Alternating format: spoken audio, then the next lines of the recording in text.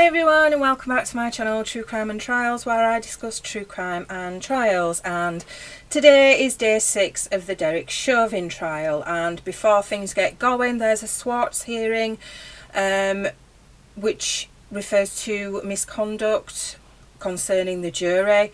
This is conducted off air and it's regarding a tweet, but we don't know the full story or what was said, but the judge rules there was no misconduct. So the first witness up is the physician who treated George Floyd, and he was the one that pronounced George Floyd dead.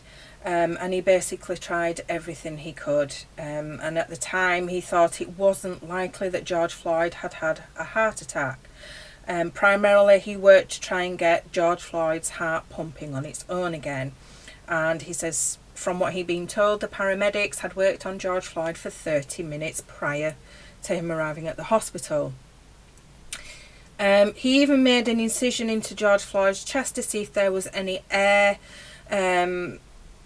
preventing the heart from working, but this wasn't the case. And at the time he didn't think it was a heart attack because George Floyd was flatlining, and that he hadn't been told that George had been complaining about chest pain. And he also wasn't told about the chance of it being an overdose.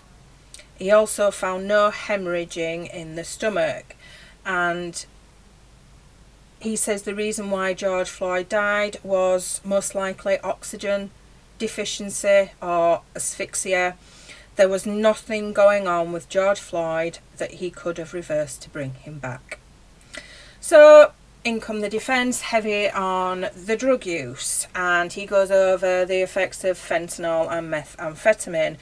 And he says fentanyl can cause a lack of oxygen to the brain, as can methamphetamine.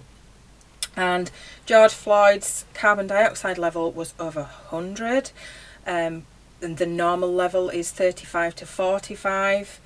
And the lack of carbon dioxide causes, not the lack, that level of carbon dioxide causes someone to feel sleepy due to the drug suppressing the respiratory system, which the physician has to agree with. I mean, it's not wrong. There's also mention of drugs being taken interrectally, possibly going to come up in the defence's argument. Apparently it makes the drugs work quicker, it gets into the system quicker. But you can, does this negate away from the fact of what Derek Chauvin did? Does it negate away from the fact that Derek Chauvin was sat there for over 9 minutes? Narcan was not administered by the paramedics or the physician, which even if George Floyd hadn't taken anything, it wouldn't have done any damage anyway. And the doctor does clarify that giving Narcan to someone in cardiac arrest wouldn't have made any difference. So that's the end of that one.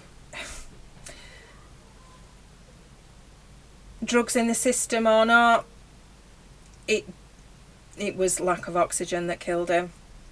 Did the drugs contribute?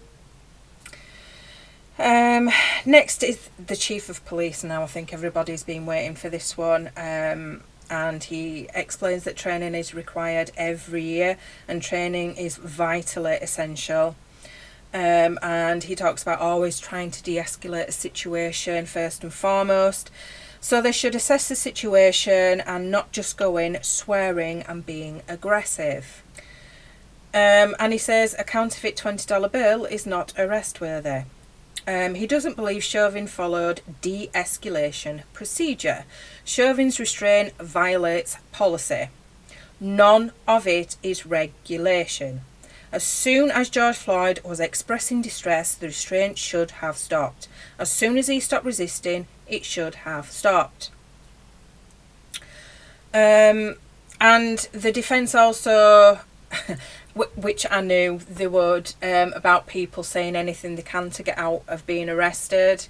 You know, like George saying he can't breathe, he's scared, he's claustrophobic. I mean, that was an obvious argument they were going to use.